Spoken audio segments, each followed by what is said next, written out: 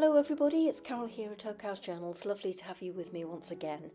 This week is week 26 of the Stitched Circle Show Challenge of 2025 being hosted by Lisbeth Degn.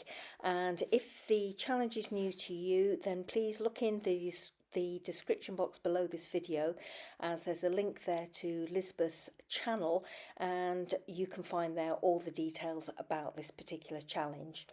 So the first dogma rule for this week was to use a piece of off-white fabric. So here I'm just showing the piece of vintage off-white linen fabric that I've chosen to work on this week, which is roughly torn to the size of my journal. Once we have our piece of off-white fabric, we are to trace a circle on it and then a square inside that circle and then a second circle inside the square. Now normally I use a little pot of translucent dimensional paste, as you can see here on the left hand side, and I usually use that as my template for any circle that I want to draw. But this week, because I need to have a square and a circle, I need to have a slightly bigger circle, so I'm using a cup, and this is what it looks like now that I've used that cup and a Friction marker pen to draw my initial circle. And here I've just got a piece of cardboard that I've cut to size as a template so that I can draw around that and create my square inside the circle. And here's my square drawn inside the circle. And the next photograph is an image of the little pot I used to act as a template for doing my circle inside the square. So there on the fabric you can see my big circle, my square inside it, and my smaller circle. Moving on to the second dogma rule, the stitch we're using this week is seed stitch, and we're to use 3 different lengths of stitch inside each of the 3 areas that we've created on our piece of off-white fabric. The third dogma rule is the thread colour, and it's a completely free choice this week. So I'm showing you here the 3 choices of blue thread that I plan to use on my piece this week. So I've got a dark blue, which is 823 DMC stranded cotton, 932, again a DMC stranded cotton, which is a nicer paler blue, and then a very, very light 3756 for the blue that I plan to use in the center.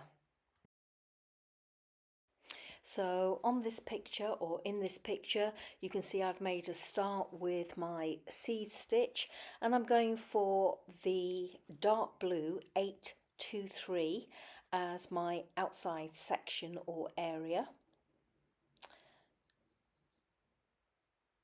And as you can see, I've finished the top section and I'm moving on to the right hand section, and in this image or this picture I've finished all the outside circle, but obviously avoiding the inner square. I then move on to 3756 for inside the tiny circle.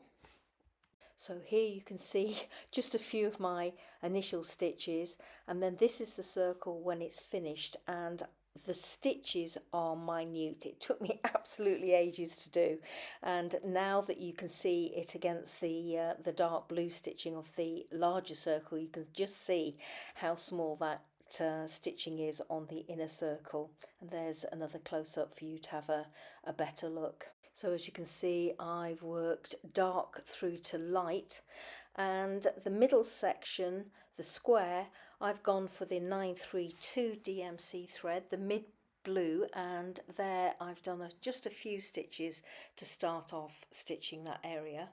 I'm obviously trying to work my stitches in this area a lot larger than the center circle, but smaller than the outside circle.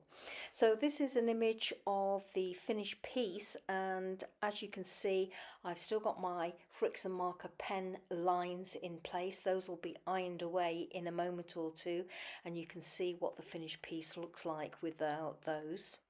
And this is what it looks like as my finished piece.